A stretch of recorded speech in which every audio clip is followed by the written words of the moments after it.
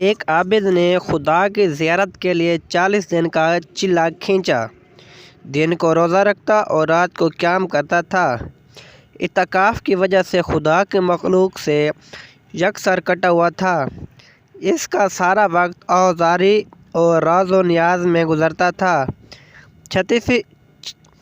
36ویں رات اس عابد نے ایک آواز سنی، شام 6 بجے تانبے کے ساز میں فلاں تانبا ساز کی دکان پر جاؤ اور خدا کی زیارت کرو۔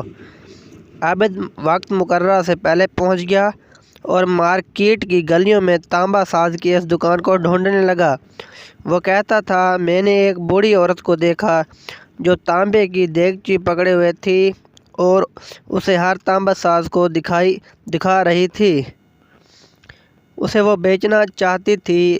وہ جس تانبا ساز کو اپنی دیگچی دکھاتی وہ اسے تول کر کہتا 4 ریال ملیں گے۔ وہ بڑھیا کہتی 6 ریال میں بیچوں گی، پر کوئی تانبا ساز اسے 4 ریال سے زیادہ دینے کو تیار نہ تھا۔ آخر کار وہ بڑھیا ایک تانبا ساز کے پاس پہنچی۔ تانبا ساز اپنے کام میں مصروف تھا۔ بوڑھی عورت نے کہا، میں یہ برتن بیچنے کے لیے لائی ہوں اور میں اسے 6 ریال میں بیچوں گی، کیا آپ 6 ریال دیں گے؟ تانبا ساز نے پوچھا، 6 ریال میں کیوں؟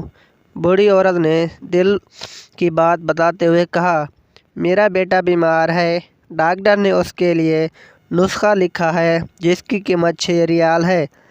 تانبا ساز نے دیگچی لے کر کہا، ماں یہ دیگچی بہت عمدہ اور نہایت قیمتی ہے، اگر آپ یہ بیچنا ہی چاہتی ہیں تو میں اسے 25 ریال میں خریدوں گا۔ بوڑھی عورت نے کہا، کیا تم میرا مذاق اڑا رہے ہو؟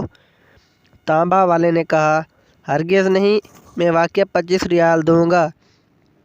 یہ کہہ کر اس نے برتن لیا اور بوڑھی عورت کے ہاتھ میں 25 ریال رکھ دیے۔ بوڑھی عورت بہت حیران ہوئی، دعا دیتی ہوئی جلدی اپنے گھر کی طرف چل پڑی۔ عابد کہتا ہے، میں یہ سارا ماجرا دیکھ رہا تھا۔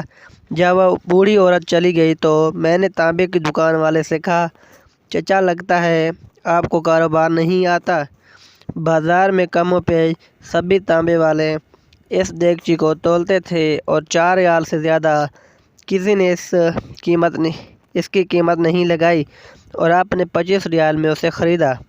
بوڑھے تانبے ساز نے کہا، میں نے برتن نہیں خریدا ہے، میں نے اس کے بچے کا نسخہ خریدنے کے لیے اور 1 ہفتے تک اس کے بچے کی دیکھ بھال کے لیے پیسے دیے ہیں۔